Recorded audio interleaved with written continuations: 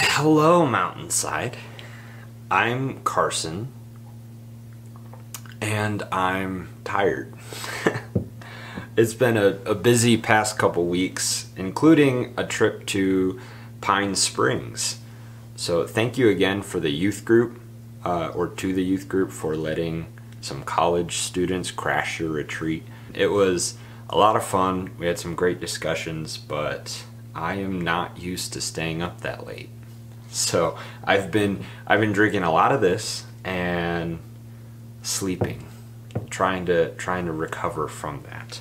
So Tom this past weekend talked a lot about the difference between our physical self and our spiritual self. And that got me thinking, especially this week as I'm trying to physically recover, right? I'm physically resting. I started thinking about, what does it look like to spiritually rest?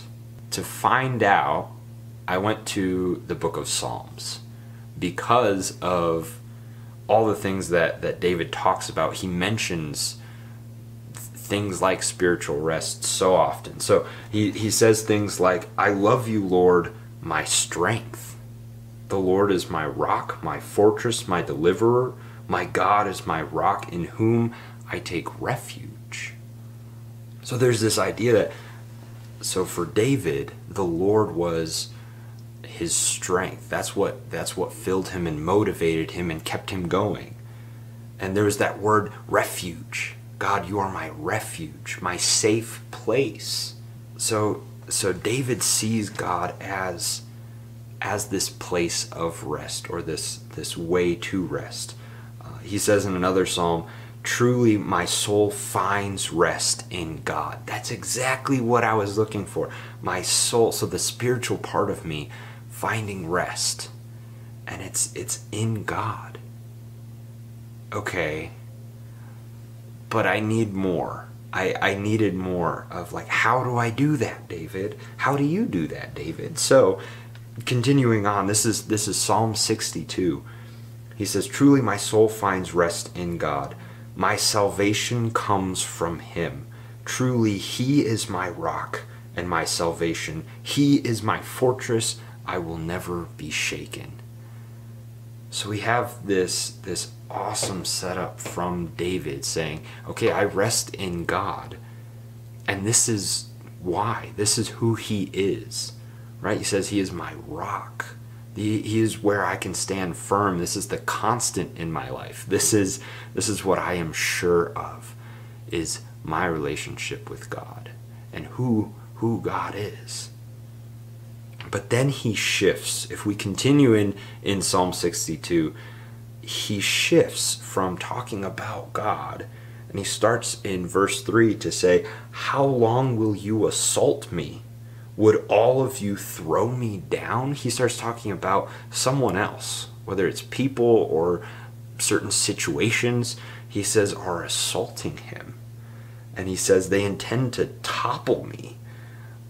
So he goes from saying, God, you are the place that I rest, right? You are what keeps me from being shaken. And then he talks about what is trying to shake him.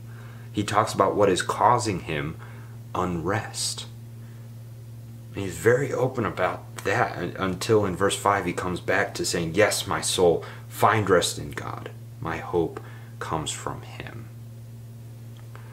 So we see he very clearly says, God is what helps me rest. God is where I rest. God is the cause of my rest. But there's also some different patterns that show up really throughout all the Psalms. One that we saw here in verse 3 and 4, where he talks about what causes him unrest. David is very open with God about his problems. About, in some other Psalms, he says, my enemies.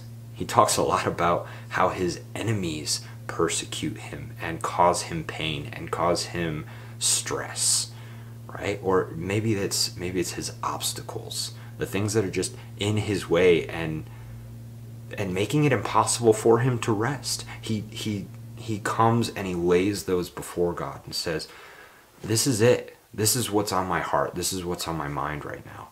And some of those are even his fault.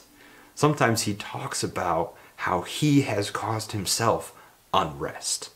Like in Psalm 38, he says, God, I have wounds. You know my wounds, you know my longings. And that's weighing on me. And it's caused me to stumble and caused me to mess up. And he says, I'm heavy with the guilt of my sin. And he's telling God, this is what's causing me, or this is what's preventing me from resting. So in that, I see how David rests in God. If you want to spiritually rest, you got to spiritually unburden yourself. And that's what David does so often, is he just comes to God and says, this is what's causing me unrest. But there's also another pattern that I see in a lot of the Psalms, and that's David recognizing who God is. Whether it's in Psalm 8, where he considers the stars and the moon, and considers just the vastness of creation, and said, God, this came from you.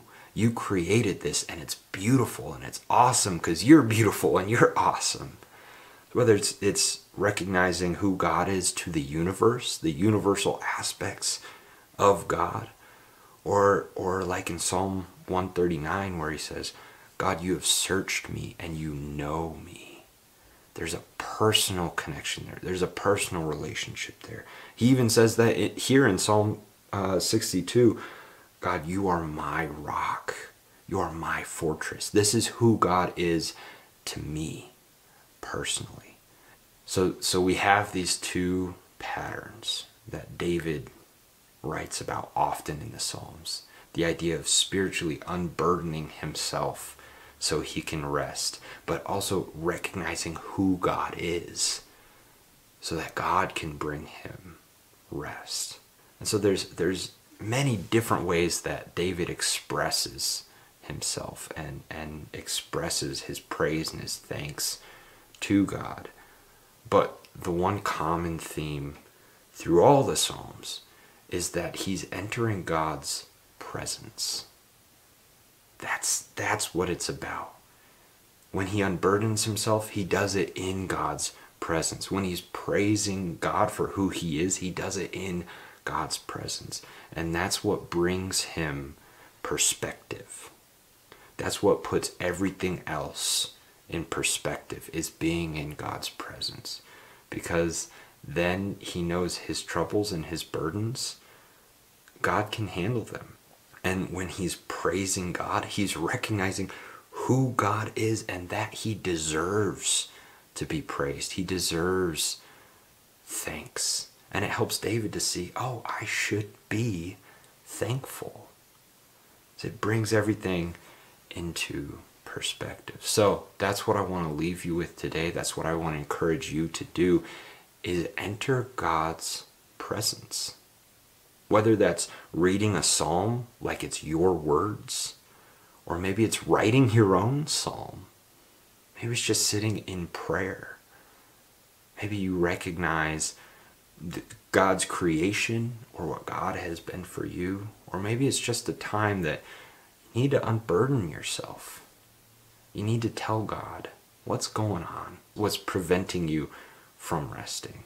Take some time today to enter God's presence and find that spiritual rest.